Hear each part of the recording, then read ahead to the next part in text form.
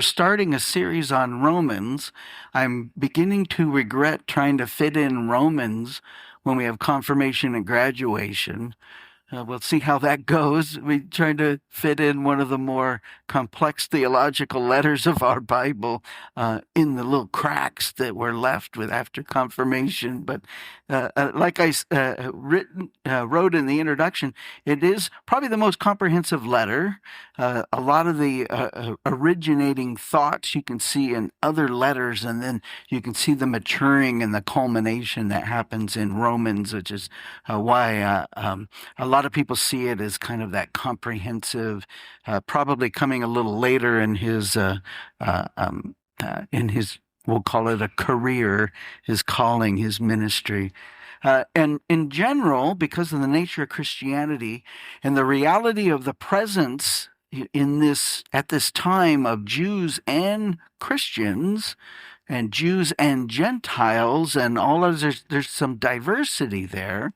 And he's speaking to these churches that are filled with people who have come from the Jewish faith to now be in the Christian community and walking that journey, but also people who have come not from that journey with all its laws and its explicitness.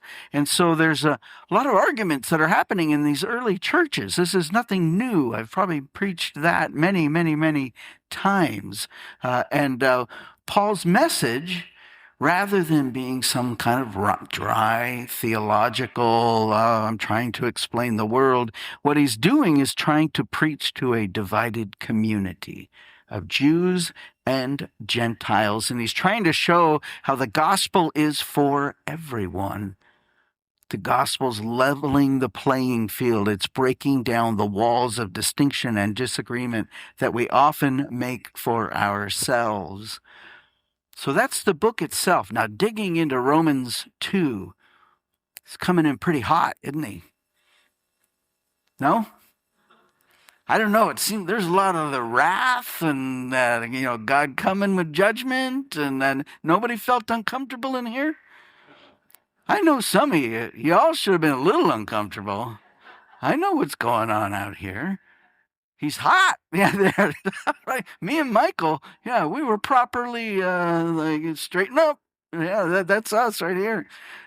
No, it kind of hot. I like to think that he kind of walked into this. He'd had a chance to really build up some frustration with what these churches were doing. And obviously he's focused largely on judging each other.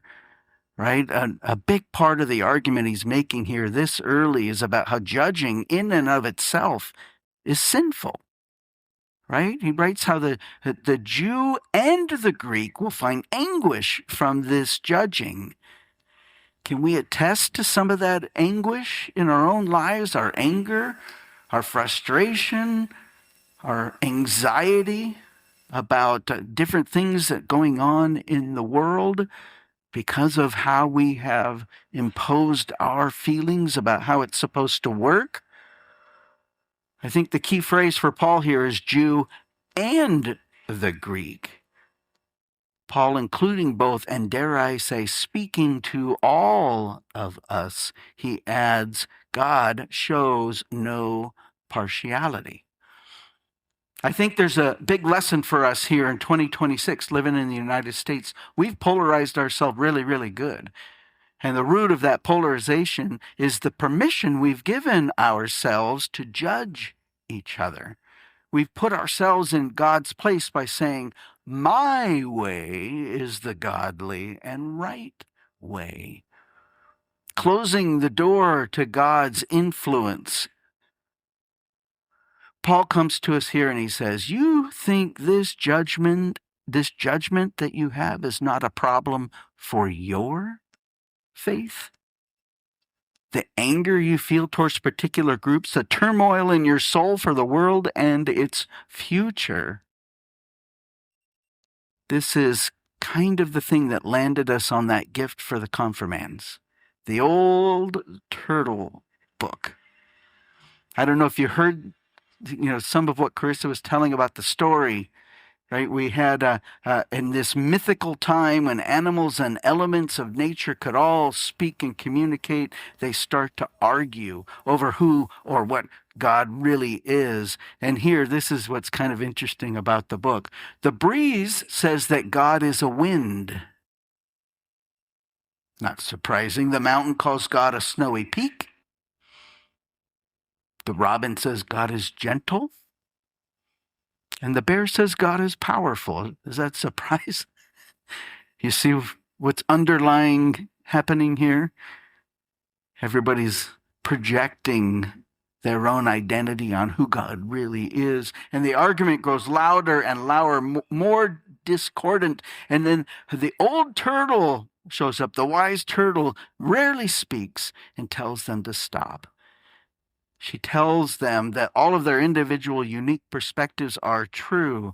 God is all things and more. Here's a famous line from the book. I'm spoiling it for you, but you know what? You've had 20-something years to read it. You should have been on it.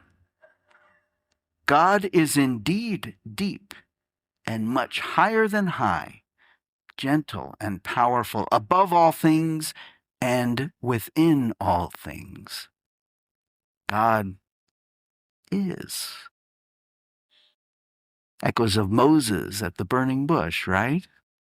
God is all of that. The old turtle also predicts that people were going to arrive and they were going to be this strange new creature that brings the world together. They'll be distinct in different colors, shapes, and powers.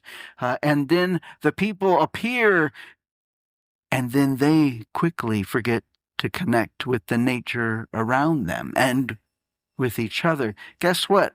They start arguing about who God is.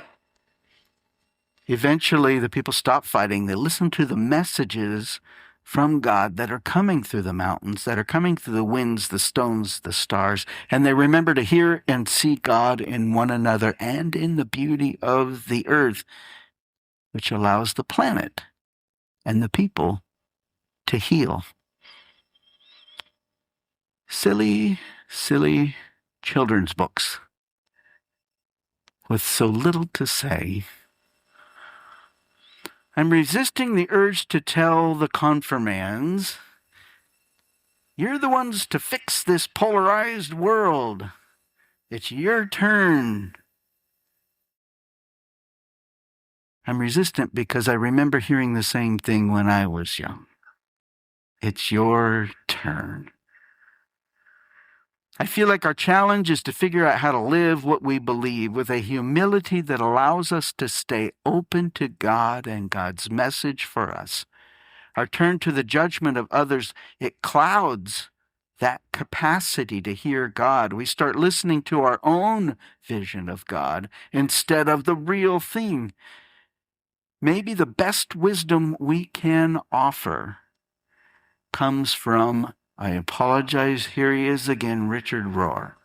It's a big Richard Rohr year. I don't know how many of you are on the devotion, but I just had to go there because it just was echoing in my brain. It is part of his whole group called the Center for Action and Contemplation. They have some basic rules for living in this world, and this one is particularly useful today.